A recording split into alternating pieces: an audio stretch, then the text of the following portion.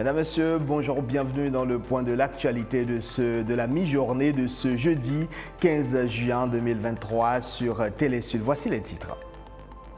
Il devait être au nombre de 7, mais finalement, c'est seulement 4 chefs d'État africains qui seront demain à Kiev pour s'entretenir avec Volodymyr Zelensky.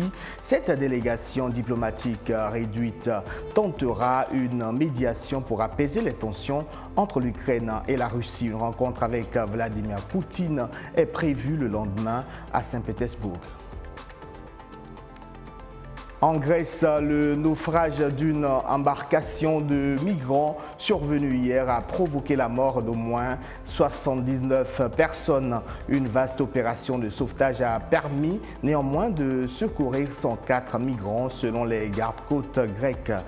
3 jours de deuil national ont été décrétés dans le pays.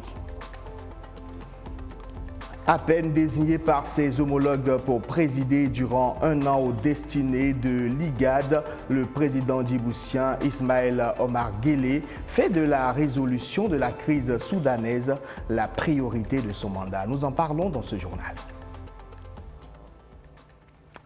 Une mission africaine composée de 7 chefs d'État pour tenter d'obtenir un cessez-le-feu entre l'Ukraine et la Russie. Le président sud-africain l'avait annoncé le 16 mai dernier, mais aux dernières nouvelles, au lieu de 7, ils seront finalement 4 à répondre présents à ce rendez-vous diplomatique important qui démarre demain par un entretien avec Volodymyr Zelensky à Kiev. La délégation handicapée par l'absence du président congolais Denis Sassou Nguesso et de l'Égyptien Abdel Fattah al-Sisi ainsi que de Yoweri Museveni de l'Ouganda doit rencontrer samedi Vladimir Poutine à Saint-Pétersbourg sous Kainas Kalissal. Une délégation de 4 chefs d'État comme médiateurs du conflit russo-ukrainien, c'est l'ambition affichée par cette mission de paix africaine. Vendredi, les 4 présidents africains se rendront à Kiev pour rencontrer Volodymyr Zelensky avant de partir le lendemain à Saint-Pétersbourg pour échanger avec Vladimir Poutine. Il est convenu que quelques chefs d'État, en réalité un chef d'État par sous-région d'Afrique centrale, plus le président en exercice de l'Union africaine, que 5-6 chefs d'État pourraient se rendre en Ukraine et en Russie pour porter un message de paix. Mercredi, le président des Comores, président en exercice de l'Union africaine, Azali Assoumani, s'est envolé pour la Pologne. C'est là que doivent se rejoindre ce jeudi les 3 autres chefs d'État membres de la délégation. Macky Sall du Sénégal, Cyril Ramaphosa de l'Afrique du Sud et Hakainde Hichilema le Zambien. Objectif, tenter une médiation car au-delà du conflit qui sévit, une menace plane sur la pérennité de l'accord céréalier qui est très important pour l'Afrique. Lundi, le président congolais Denis Sassou Nguesso, qui finalement ne fait pas partie de la délégation, annonçait déjà leurs ambitions. Sans tous les effets de ces guerres-là directement nos peuples. L'inflation gronde partout et nous pensons que face à un tel drame, l'Afrique ne pourrait pas rester silencieuse ou indifférente. Dans la matinée de vendredi, la délégation doit se rendre à Boutcha, marquée par des attaques de l'armée russe contre des civils. L'après-midi, des entretiens bilatéraux puis une cérémonie officielle est prévue avec le chef d'État Volodymyr Zelensky. Pour la seconde étape de cette mission, la délégation africaine doit quitter Kiev pour rejoindre Saint-Pétersbourg en Russie, échanger avec le président Vladimir Poutine. Toujours en Ukraine, les conséquences de l'explosion du barrage de Kakhovka s'annoncent très lourdes pour l'agriculture, mais aussi pour la faune et la flore locale. Le drame qui a entraîné la mort d'au moins 27 personnes il y a une semaine pourrait provoquer de graves répercussions écologiques selon les ONG et les pouvoirs publics ukrainiens.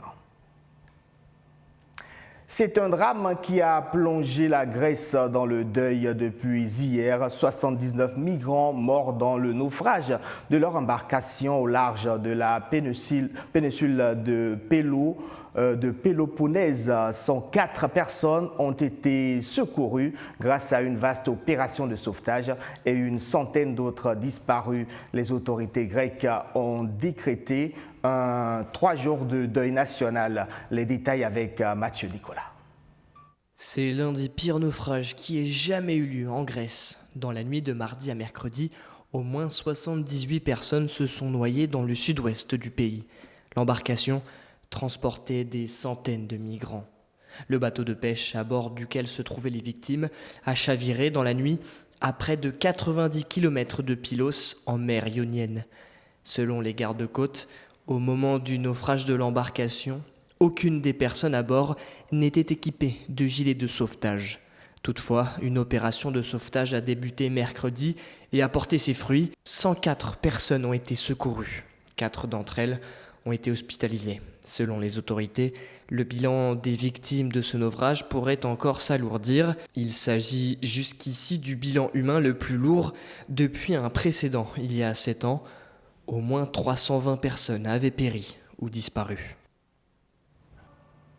Deuil également au Nigeria suite à un naufrage lundi d'un bateau au large du fleuve Niger dans l'état de Kwara. Bilan, au moins 106 morts selon le porte-parole de la police de l'état. Le navire qui a échoué après avoir heurté un arbre flottant à la surface des eaux transportait environ 300 personnes revenues d'un mariage. 144 personnes ont survécu à l'accident, a annoncé la police locale. Au Soudan, l'armée accuse les paramilitaires d'avoir enlevé et assassiné le gouverneur de l'État du Darfour occidental. Sur sa page Facebook, l'armée dénonce un acte brutal et déclare que l'assassinat de Camille Abdal Abakar signifie que les forces du soutien rapide ont ajouté une nouvelle ligne à leur liste de crimes barbares commis contre l'ensemble du peuple soudanais.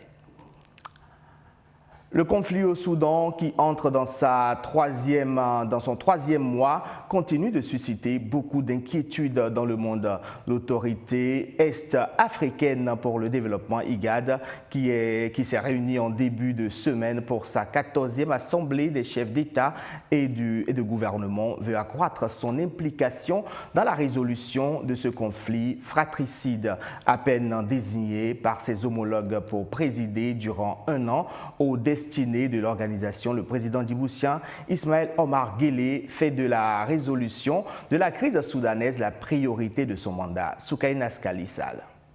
Je m'engage à ne ménager aucun effort pour que notre région puisse faire face aux menaces et parvienne à une paix et une stabilité durable. Un engagement ferme et surtout une détermination du président djiboutien à peser dans la résolution du conflit au Soudan.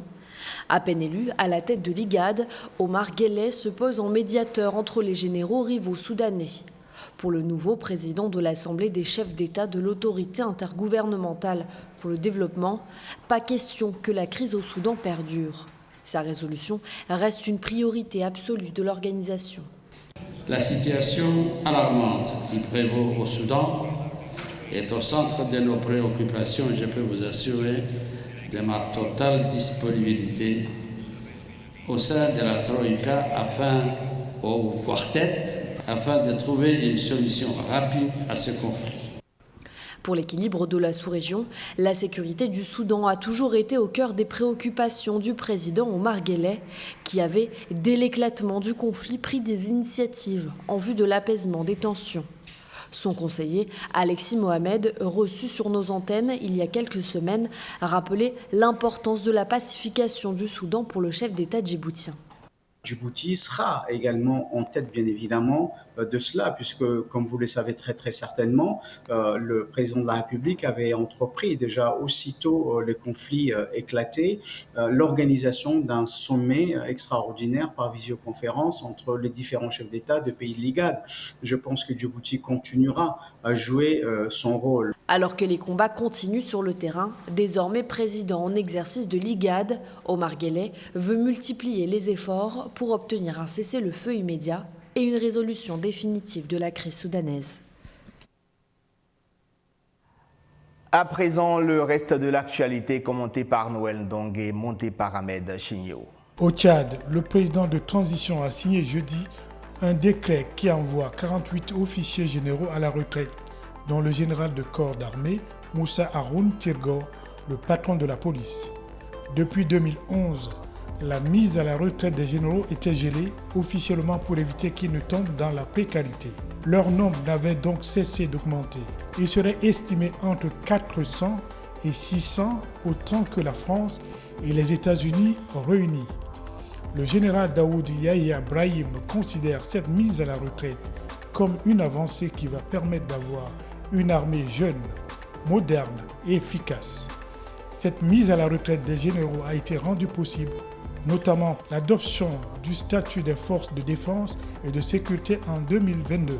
Les généraux poussés à la retraite bénéficieront des primes et d'une pension. Pic de tension entre la Serbie et le Kosovo mercredi après l'arrestation de 3 policiers kosovars par Belgrade. La Serbie a déclaré avoir arrêté les 3 policiers kosovars en tenue militaire munis d'armes automatiques, de GPS, de cartes et autres équipements dans le territoire de la Serbie centrale. Le Premier ministre kosovar Albin Kurti a accusé Belgrade d'avoir kidnappé les officiers, déclarant qu'il s'agissait d'un acte de vengeance après l'arrestation du chef présumé d'un groupe paramilitaire serbe mardi. Ce nouvel accès de fièvre entre les deux anciens ennemis survient après des semaines de tensions durant lesquelles 30 soldats de la FNORC, la force amenée par l'OTAN au Kosovo, ont été blessés en mai lors de heurts avec des manifestants serbes. Ce nouvel accès de fièvre entre les deux anciens ennemis survient après des semaines de tensions durant lesquelles 30 soldats de l'ACNOR, la force amenée par l'OTAN au Kosovo, ont été blessés en mai lors de heurts entre des manifestants serbes. La France, l'Allemagne et les États-Unis ont appelé les deux parties à la désescalade. Bruxelles a accordé une enveloppe de 5 millions d'euros pour accompagner l'État congolais dans la réforme de ses forces de police. Dénommé Police Plus, le programme a pour objectif, entre autres, de prévenir toute forme de torture, de traitement dégradant ou inhumain. Ce projet va permettre d'aider structurellement les forces de police à mieux gérer les personnes gardées à vue pour une meilleure prise en charge, a déclaré mardi le ministre de l'Intérieur Raymond Zéphirin Boulou. Au 476e jour de l'invasion russe, l'Ukraine a annoncé ce jeudi avoir abattu un missile de croisière et 20 drones explosifs russes cette nuit. Pendant ce temps, 3 missiles ont touché à nouveau Kryvyi Rih, la ville natale du président Zelensky. Mardi, des frappes russes ont fait 12 morts dans cette même ville. Au Cameroun, des artisans ont eu une nouvelle opportunité de révéler leur savoir-faire. Près d'une centaine de sculpteurs, couturiers, décorateurs, collectionneurs, producteurs ont participé à la 8e foire du Hilton, une foire ouverte spécialement aux visiteurs étrangers qui ont pu découvrir entre autres des objets d'art fabriqués à partir de bouses de vache et des tenues traditionnelles propres aux communautés locales. Chimène Baleba, Pierre Pafendongo et Cyril Nguidjoy. À première vue, l'on croirait découvrir des objets d'art en acier. Pourtant, ils sont fabriqués à partir de la bouse de vache. Une collection d'Aboubacar, originaire de Fumban, dans la région de l'Ouest, Cameroun.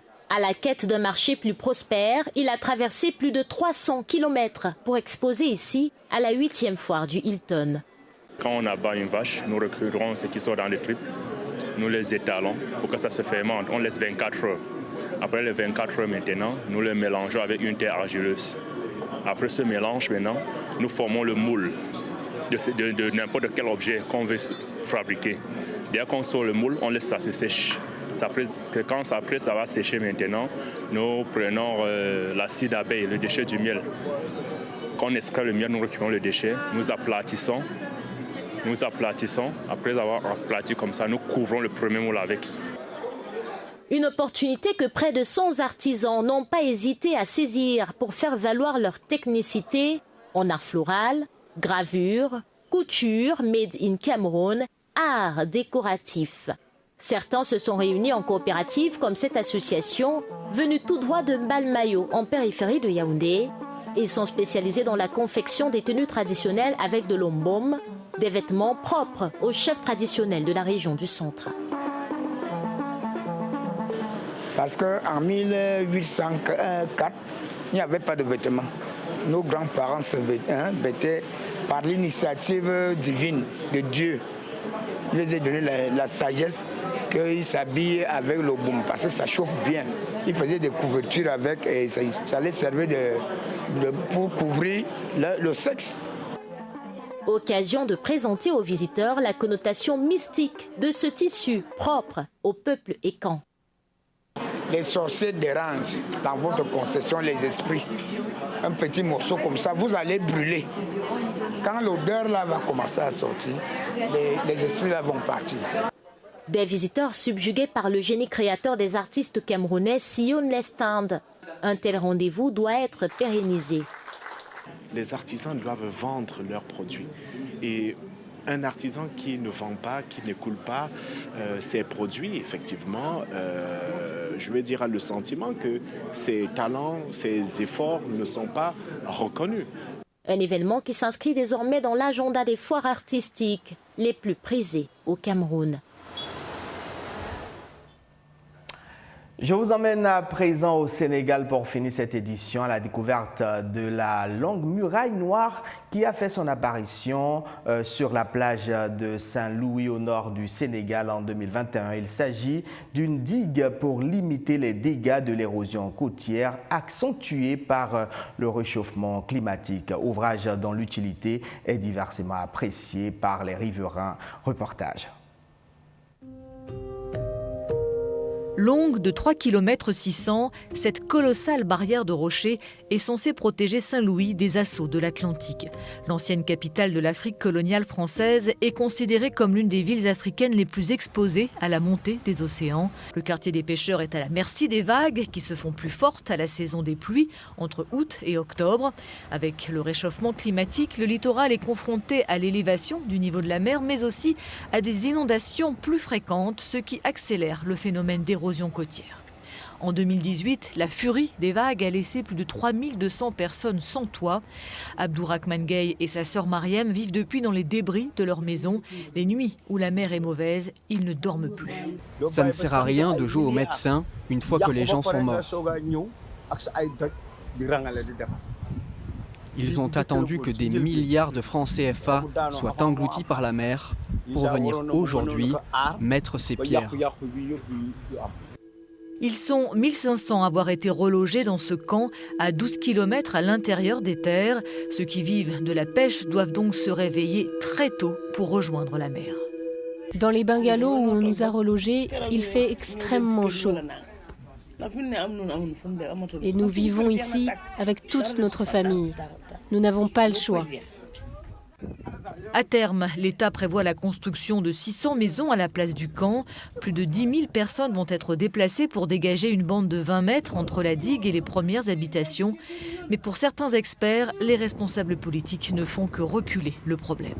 Les autorités restent malgré tout confiantes. Avec la découverte récente d'hydrocarbures au large des côtes, l'État espère pouvoir mieux financer à l'avenir sa bataille contre l'érosion côtière.